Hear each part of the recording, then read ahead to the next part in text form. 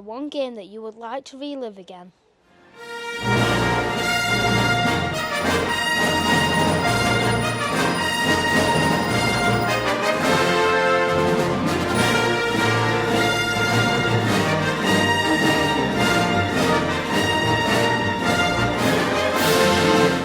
It would be remiss of me to not say what happened in May at Wembley. I think that day in general, I got to share it with friends. I got to share it with fam, my brothers and my dad. The four of us got to go. Probably the first time the four of us had been to a football game together. In all fairness, and to go to Wembley on a beautiful May day as it was, get up to go Box Park at sort of 10 a.m. and have a few beers and get in the stadium and experience a playoff final and a playoff victory, and then what happened after that with a few more beers at other places. It's just, yeah, I think from a sort of glory point of view, it has to be what happened only in May, and there can't really be a close second.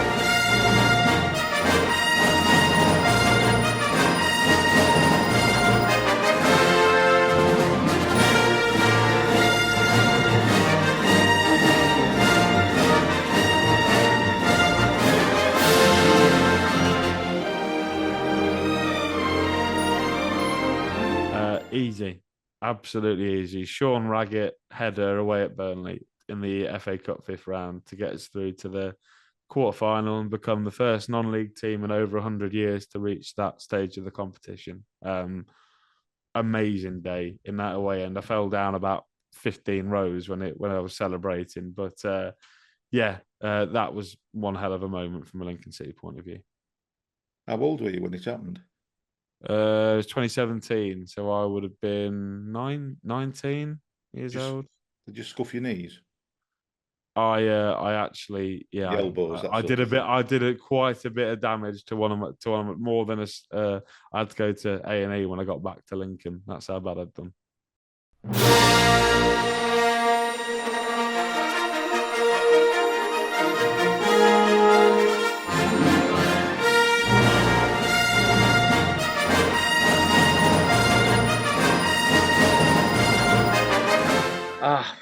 There is quite a few, but I would probably say... Don't get big-headed, Charlie. Just the one. Yeah, I'd probably say the 7-0 where we beat Scunthorpe. I think that stands out. You know, Elliot Anderson, when we had him on loan from Newcastle, scoring the 7th goal. But the other one, I would say the other one would be the other promotion where, Lee Brown scored in the 95th minute, and that also got us promoted to League One. So, I'd say them two. They were crazy.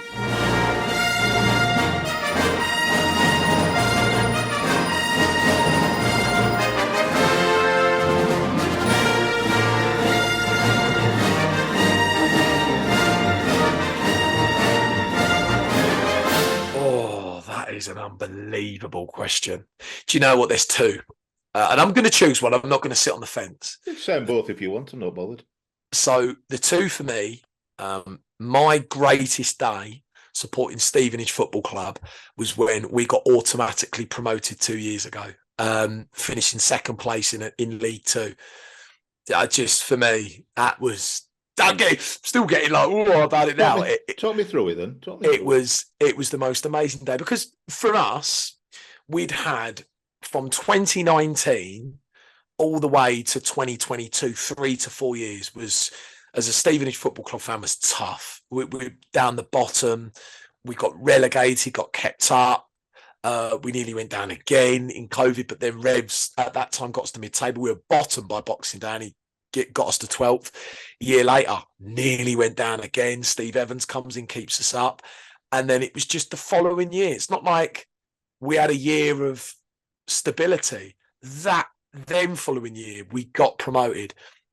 It was just unreal, and it was like the whole season we were up the top, and you're just thinking we're not going to, the last 3 years we're not going to do this surely. And that whole season I went to all of it, didn't miss a game. It was incredible, the wins, the highs, and I'll always remember we beat Swindon Tuesday before promotion day, and we knew that if we beat Swindon, we'd have a promotion day. Regardless of if we got promoted, we'd have a promotion day. And we went that night, one of the most special nights I've had in football. We won 1-0, Jamie Reid scored, and we set up promotion day. And that promotion day, going to that game, we had Grimsby. It was our second last game. And we knew we'd done it. We had to win to get promoted, but we knew we'd done it. Grimsby were down the bottom. Our team, Steve Evans, you just knew we were going to do it. And it was the most incredible day. Beautiful, hot day. It was incredible. We won 2-0. And I remember the first goal going in, Jamie Reid scored the header. And then Luther Wilding, of all people, had been at the club for a long time, scored the second, and we knew we'd done it. And when the final whistle went, it was unreal. The scenes, we went out with the team after and got drunk. It was just... And then me and a few lads, we went to Ibiza to celebrate the promotion party. It was just... That time was unbelievable. So it was like Stevenage 2, Grimsby 0, and you finished up in Ibiza. Well, a month later. So we'd basically from January, January or December? No, January, before we got promoted. We were obviously second at the time. And me and the lads, we went, should we book a promotion holiday to Ibiza? But we didn't know if we'd been promoted yet. We had a feeling that we'd eventually get there, but we weren't sure. So we booked the holiday. 8 to 10 of us booked it. And then we ended up doing it. So end of May, start June, we went to Ibiza to celebrate it. And that was amazing to do that. Tell me it weren't 1830. Similar. But honestly, unreal. It was just the memories of that day. So I'd say promotion day, but the other that is right up there that, you could equally have this as well, but it's up there. This shirt here. That season, oddly, and that shows you how great that season was. That season, we beat Aston Villa away in the FA Cup third round. And we were 1-0 down, and Villa Park was sold out. There was about, I think, 40? Don't know how, 40,000. And 1-0 down, and we played really well. And Jamie Reid, of all people, scored a penalty to make it 1-1 in the 88th minute. We went bananas, Andy, literally bananas, because we thought we'd earn a replay. And there was something about that team that if they were in the game with 10 minutes to go, they just found moments to win games. I've never seen a team like it. If they were in a game with 10 minutes to go, you always knew we were finishing this game strong, regardless of who they played. And it went 1-1, bang, and we just turned it on. And we had 2 minutes to go. And we were all over and we got the ball back. We won a corner. Jake Reeves, who's now at AFC Wimbledon, he squared the ball to Dean Campbell, who's now at Barrow. And we were right there. And Ollie Watkins comes slow off the post. Dean Campbell just went bang, 2-1, 92nd minute. And it was unbelievable. The away, and I've never been in a away like it. It was unreal. And we beat them 2-1. And that night was a special night. Never, ever forget that. So, they're really close, but for me, if I had to choose one, it would be promotion day for me.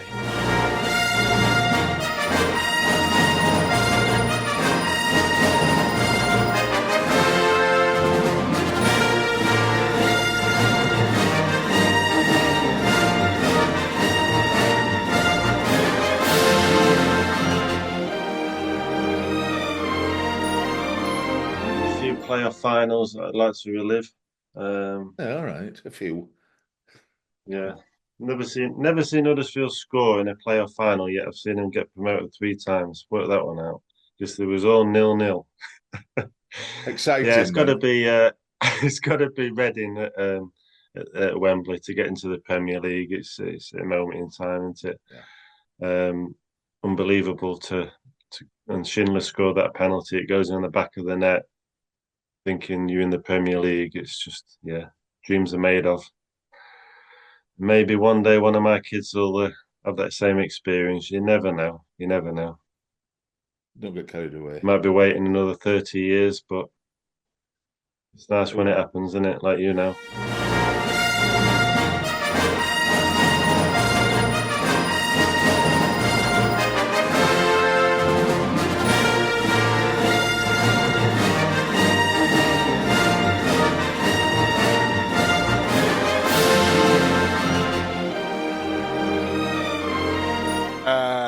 Oh, easy. It would be the playoff final 2 years ago. Obviously at Wembley when we beat Mansfield 3-0. And it was a great day, but I don't think I've ever thought a playoff could be so calm. Having been, just 2-0 up, playing against 10 men, we were passing it round like prime Brazil. And just the whole day was incredible. And obviously at the time, Darryl Clark was our manager. And everything that he'd been through that year. Yeah. It just kind of brought it all together for us, and it was just a great day. And the match, it's not very often you go to Wembley and win 3-0. That's lovely. And you're absolutely right about Darryl. Absolutely right. Glad for yourselves and glad for him as well.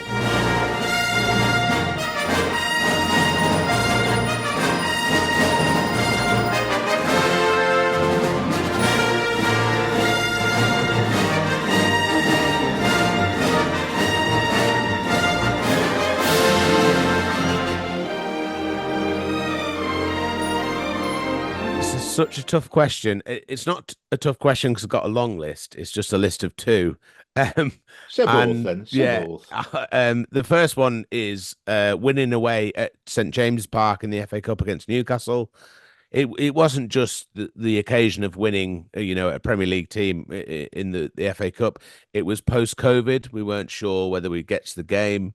It was, just after Christmas. I think it was, there was a feeling of togetherness with the fans. It was just after the big takeover at Newcastle, Kieran Trippier's first game. The narrative was written. The goal was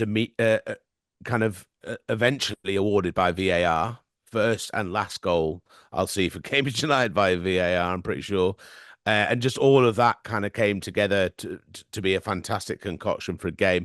The other one is staying up on the last day of the season against Forest Green. We were all at the game. It was, League One survival. We'd gone to Burton in the week and lost, a really damaging 1-0 loss away at Burton. We come to the home game. We're all at the game. Everyone's on their phones watching what's happening, elsewhere. Yeah. And that's almost, more memorable than the game itself, because the game itself was an absolute kind of dead rubber. But just to be able to be there and get over the line and it's just such a fantastic thing to have witnessed and be on the pitch with the players and celebrate surviving. But I think the Newcastle one shades it just for the, the post-COVID and beating a Premier League team in the FA Cup, especially of that kind of magnitude, was just incredible. And everyone together and the players celebrating with the fans at the end. That's got to be my best memory. That's lovely.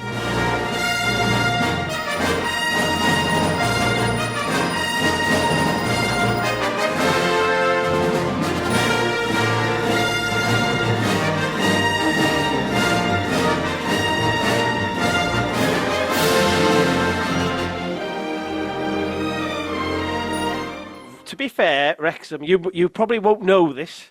Wrexham has a really good FA Cup history. We sort of Mickey made Thomas. our Mickey Thomas. We made our name on some FA Cup victories and cup victories because we've had some good games in the other competitions that have had various names through the years. We were a good cup side. And in the, we've played some big European teams when we used to be in something called the Welsh Cup. Yeah. So we've had, which we're trying to get back into, but that's another story. So we've had some unbelievable games. And everybody's got their favourites, I guess. You can argue about games that you've got promoted and things like that. But there's one game, and I have a little bit of recency bias because obviously, those are the ones I can remember really more than any in my old age. But I don't think I will ever see a game like we had a game in the National League against Dover. Okay. And if you've not seen this game, go on YouTube and look at the highlights, right? I don't want to spoil it too much, but it ends up Wrexham 6, Dover 5. Dover Wrexham were either top or second. Dover were bottom, I think. We're rock bottom at the time. It ends up being a game that it's 6-5, and it is just Wrexham are 5 2 down or something at one point. And it is the craziest football game you will ever see. It is bonkers. So go on and look for that. So if the club put out of the sort of 90, the club put out like a 2 or 3 hour video about it and stuff. It was such a bonkers day. So I don't think I'll ever be in a stadium again and see a 6-5 win from being, I think we were 5-2 down at one point. And there was people leaving and people were like, what's going on here? We're top of the National League. These are bottom. How can this be happening? But it was the classic thing. There was no pressure on them. And they took their chances. Michael Jassy got a hat-trick and then got himself a move to Chesterfield, I think it was. So, just a bonkers game. And just living through that, and like as we slowly came back and then got the winner, you can imagine getting a late winner in that game. The the ground was shaking when the winner went in. So that's that would be my choice of favourite game.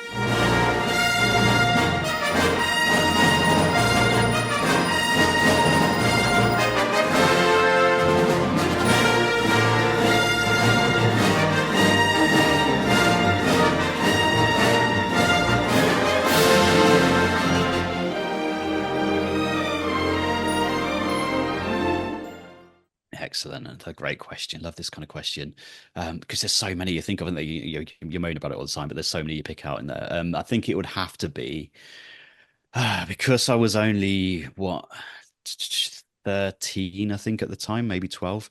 The 97 playoff final against Swansea. So this was the Division 3, so League 2 as it is now, playoff final.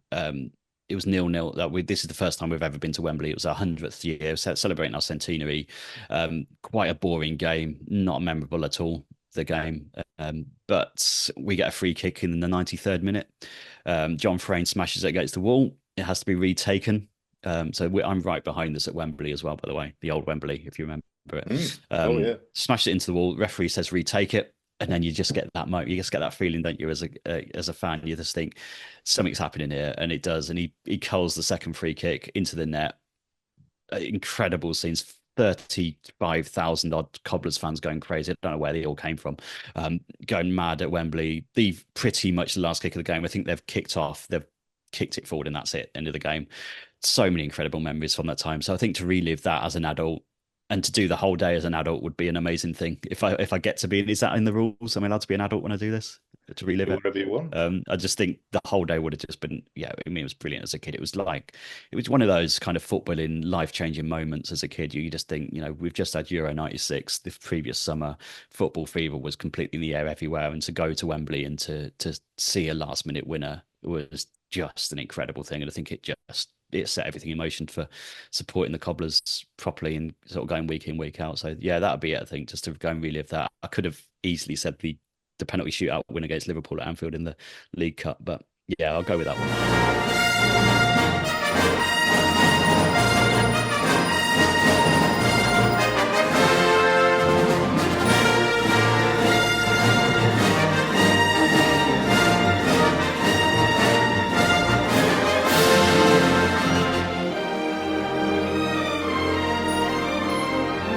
So it's probably going to be the 2-1 away at City when we beat them and Tony Dinning scored the penalty. Reason being is because I didn't go and I couldn't go. I don't think I had enough money at the time. I'd just left school and before working, so my mum and dad didn't have any money, so I couldn't go. So I'd like to relive that and watch that goal going in from Tony Dinning. At Main Road. That'd just be excellent because it's never going to happen again, let's face it. Well, you never know. We went to Old Trafford this season in the Cup and nearly beat them, just happened to lose 7-0. So it was close. Dear me.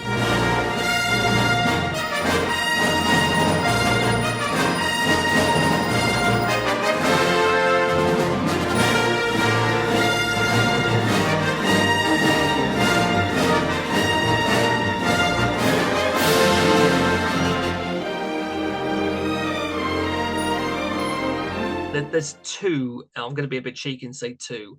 I think if I had to pick one, it would probably be the moment they won promotion to the Championship at the end of the 15-16 season. 0-0 draw at Doncaster. Not a great game, but they needed a point and they got the point. So I remember being quite young and I was only about 18, so I was quite young and naive at that point. I just went kind of thinking we were going to get it because it never felt like for those 2 years they weren't going to get it. They were on an upward trajectory going back-to-back promotions.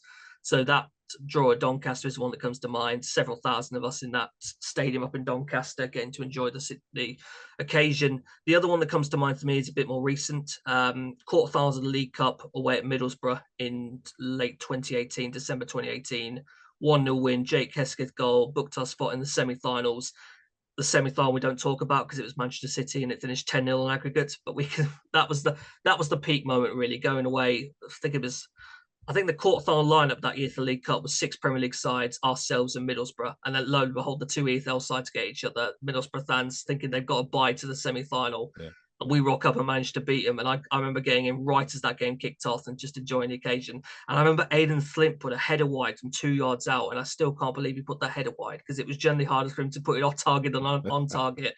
It was just a wonderful day to have. And I think that's the peak of the last 2 years, I'd say, for us as Burnley fans.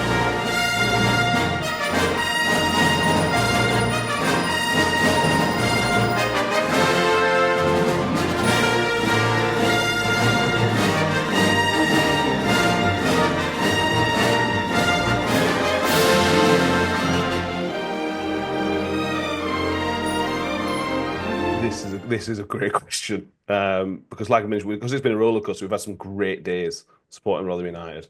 I would go back though. When we got promoted in 2001, I think it was. We got promoted. This was Ronnie Moore, double promotion. Got promoted from Division what is now League 2 to League 1, and then second to last game of the season, we had little old Rotherham had a chance to get to the Championship, and Alan Lee scored a 89th minute goal, which was just pandemonium. There's a video on YouTube if anybody wants to watch it with the great Brian Chappell's commentary. I was only, I think, at 10 or 11 at the time, so I'd love to go back and watch that game again and with my adult eyes watch it all again because that's my standout moment as a kid, and then the Championship years as well. That was what I measure all my other Rotherham moments against, is that Alan Lee moment. So I would love to go back and watch that again. We used to love Ronnie Moore at Barnsley. Yeah. Absolutely. I mean, he had some fabulous banter with Barnsley fans. We used to call him Donkey and he or at him. But it's only because we knew that he could score and he was a good striker. He's the sort of striker that we would have wanted, but it was Rotherham through and through. So an awful lot of banter. I thought he was going to say that the Wembley final. That's what I thought you were going to say. I told you before we started, I talk regularly to Matt Farley, the Stevenage manager. He wishes he was the Stevenage podcaster, and he absolutely loves Steve Evans. Absolutely loves Steve Evans. So he always wants him to do well. I think he wishes he's still got him. But they've got Alex Ravelna, another ex-Rotherham player, and as soon as he talks, it always reminds me of the Wembley final, because Alex Ravel scored an absolutely world-class goal. How he scored from nigh on the halfway line was remarkable. What made it even more memorable was Steve running down the touchline like a whirlwind. And, as being a big lad myself, I appreciate how quick he run. People thought he was just ambling. It looked quick to me. But it was a toss-up whether he was just going to fall down because he was running that as quickly as he could, or whether his trousers were going to come down first and trip him up. But magical moments, both from Rotherham via Stevenage and one run back to Rotherham. So I was surprised you didn't say that. So there you go.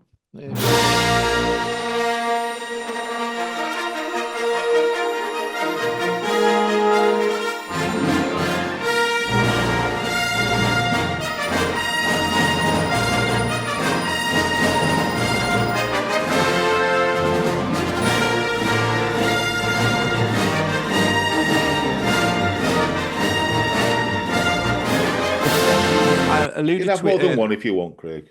I alluded to it earlier. Obviously, the Port Vale game in the playoff final was special for me because I was obviously commentating for my local radio station, who basically given me a start in my career. So that meant a lot to me to be able to go from, doing work experience and work my way through to be able to then go to, go to Wembley and be the league commentator there. I'd love to relive that game, but alter the score, because I would love to go through it having won that game, or having performed better in that game. Because that was also the last time that I picked up a microphone and commentated. So I felt like I ended on a bit of a damp squib, if you like. So possibly that game, in terms of if I was able to change the outcome, it'd be that one. But for me, it would be a toss-up between the game at the end of last season at MK Dons, where we absolutely turned them over and we knew that we were going to get promoted, because before the game we'd had a bit of a stumble. They were chasing us again. It was almost like reminiscent of a few years earlier, where they beat us on the last game of the season to knock us out of the automatic promotion spaces. We turned them over 4-0 last year, I think it was, and we did really, really well, played really well, and it was just a great day out. Like, me and a couple of the Mansfield Matters lads, we had a nice Nando's before, we had a good laugh. It was one of those days. But I have to caveat it as well with the game after that, the Accrington game. My dad doesn't go to away games much anymore. We were away at Morecambe one year, and there were a couple of exuberant fans behind him, and who celebrated when we scored and ended up pushing him 3 rows down. And he's been a little bit, he's in his late 60s, 70s now, and he's not. That sort of put him off a little bit. He doesn't walk very well either, so he only comes to home games. So obviously the Accrington game, where we did seal promotion, it'll make me choke up thinking about it. Was really special to sort of be alongside him and go, we've actually seen us get promoted, and just sort of, we're not really a touchy-feely sort of family, but to share a hug afterwards and look out on the pitch, and just, that's what bonds us together. Was just, I'd love to relive that moment. You made me go now. No, I understand more than you think. My dad, he got me involved in football, Craig, and sadly, when I was 19, he died of a heart attack. Yeah. A number of years later, obviously the game in '97, when we got promotion to the Premier League the first time, he should have been there. Yeah. Absolutely. Me off now. But I had my wife, my son, and my daughter with me, so. And I've passed that on, so now I'll go with my son to games with my son and two of my grandsons. It's what you live for. We talk week in, week out, we talk about wins and losses and draws, but what you live for is those magical moments, whether it's with your parents, whether it's with your kids, whether it's with your friends. That's ultimately what binds us, and it's those things which we take away, when we're later on in life, which we look back on and reflect on and go, we might have lost that game like 2 or 3-0, but actually I had a really great day because I had a mate with me and I was doing this, and it's those little things which make the difference. It's not always about the result. No, it always scares me, Craig, because whenever Barnsley score, and I don't win, lose, or when Barnsley score, we sit at the top of the family stands, the top of the big East stand, and every time Barnsley score, it's a group hug, and we're right at the top of the stairs. And I know one of these days, and they'll let me. One of these days, I'm going tumbling down. I'll be tumbled down all the way down. And do you know what? They'll watch. They won't stop me. They'll watch. So I've got little faith in that. Well, those are the moments. That's why we go to football. It's not just about the football; it's about the family. So don't think I don't appreciate it, because I fully do.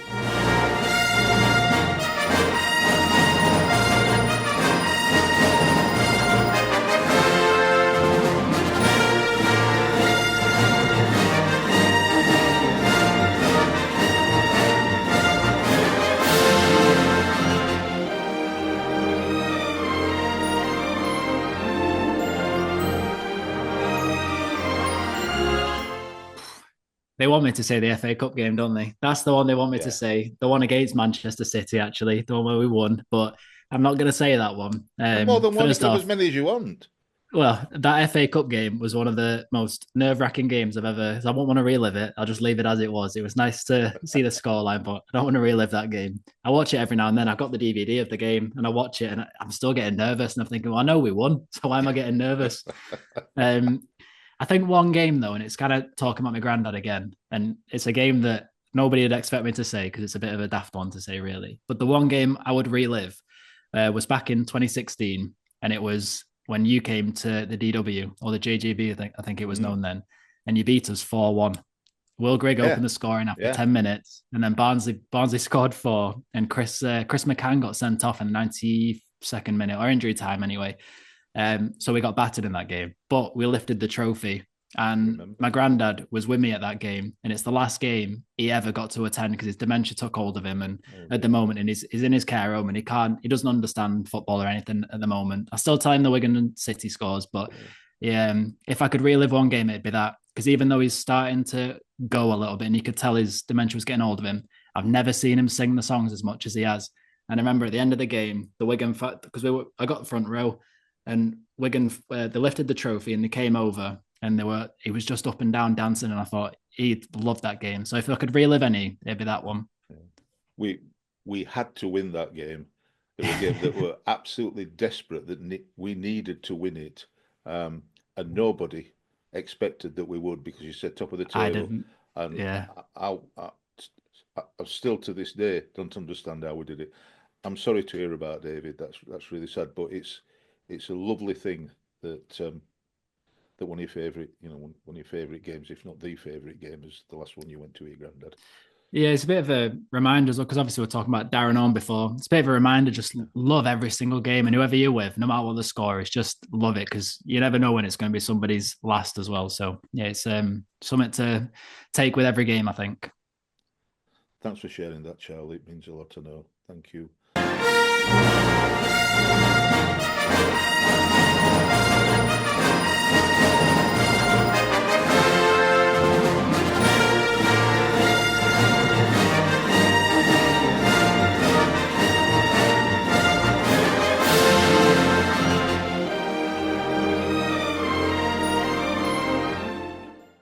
See, any Birmingham City fan is going to say that it was that day at Wembley when we beat Arsenal 2-1 in the Carling Cup final. However, for me, it's a bit different, because yes, I would love to relive that game, but the one that just pips it for me was I was lucky enough to be in Bruges when we beat Bruges, and actually becoming the first English team to beat them on home soil, and still hold that record, funnily enough. So it was great to be there for that, and to be in a different country with not 3 or 4, but just shy of 8,000 Birmingham fans out there was truly amazing, and it was such a welcoming place. The atmosphere across all of the time that we were there was phenomenal, and we still to this day have a really nice rapport with the Bruges fans, and it was reciprocated in terms of their following when they came to Birmingham again in the Europa League that season. But yeah, I think Carling Cup final and Bruges very, very close indeed. But I struggle to separate them. You don't have to. Right, I'm going to put them on that. That's lovely, Craig. Lovely to know. It'd be nice for us to be able to play in Europe. I can't quite. You go to Wales. Never have. That's the word I was looking for. Count Wales. It's the nearest. When in a playoff final against Swansea at the Millennium Stadium's the nearest we've come. Never mind.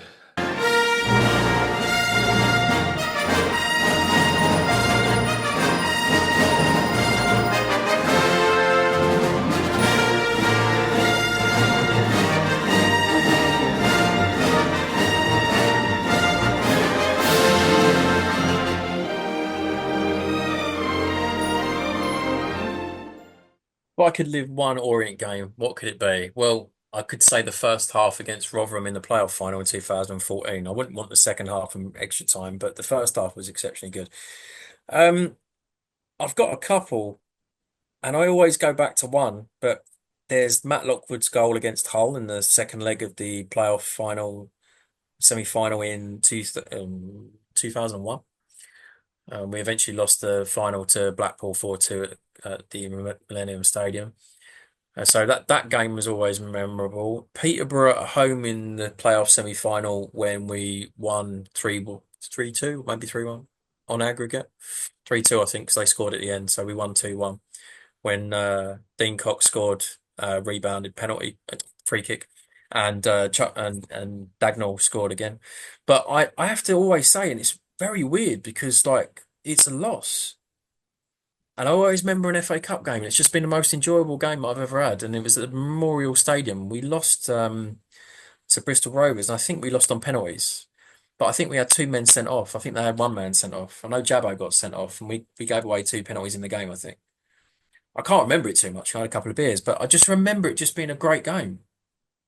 And I'll go back to the question you asked about why do you support Leyton Orient? It's days like that. It's not about always winning. It's about the memories that you create. And you can't get that in a satiated, cleansed atmosphere. And you can't do that in a shopping mall like the New White Hart Lane. You have to feel the football. You have to smell the grass. And you have to smell the hot dogs. And occasionally have a few beers as well. But you'll get to that stage. Sure they will. Sure they will.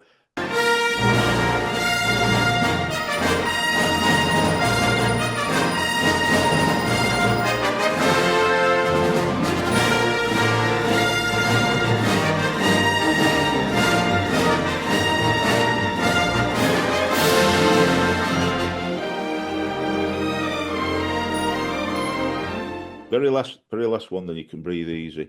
The very last one, I'm going to put them on finally for their final question of the, not just of you, Johnny, but I've of had the a stressful whole day already. season. This is the most stressful part of it. This is the pressure.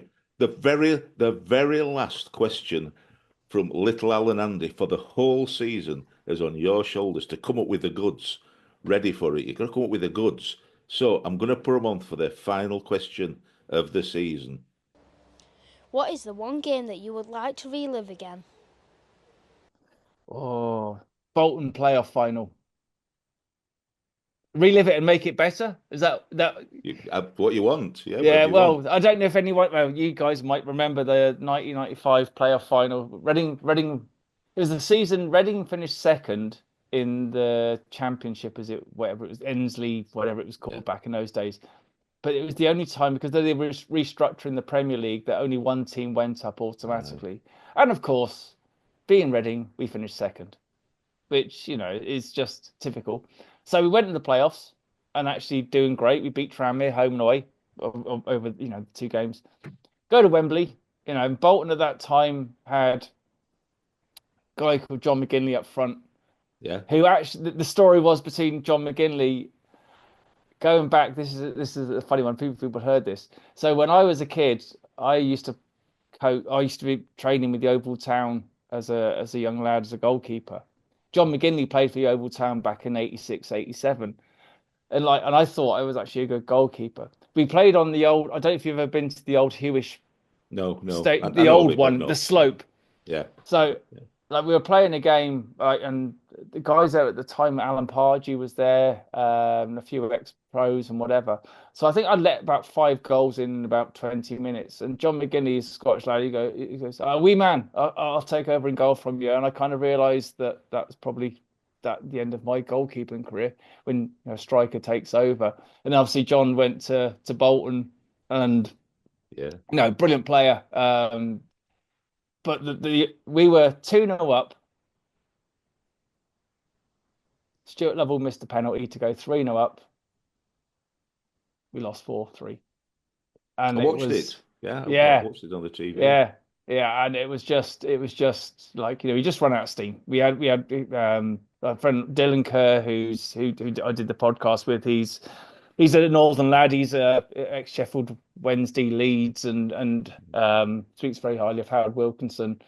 He was at Reading at the time, but didn't get picked to play in the final, and it's still one of his biggest regrets. And as a fan, for a Reading fan to get to any club to get to the old Wembley in those days, and then to lose the way we did, we had some legends at the time, which we've had on the 871 podcast, that like Shaka Hislop, Mick Gooding, guys that were there at the time, Jimmy Quinn, and some real quality players that we had in that club at the time. Andy Banal, who's gone on different things. He was actually ended up being Posh and Beck's their security over in Spain when they were over there.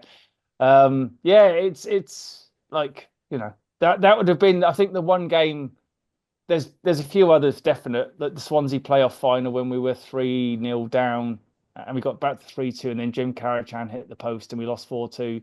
That'd probably be another sliding doors moment of football, but that was the first heartbreak. And well, naturally, there's loads more before that, but this is the biggest heartbreak. But there's got to be the lows so that you can enjoy the highs.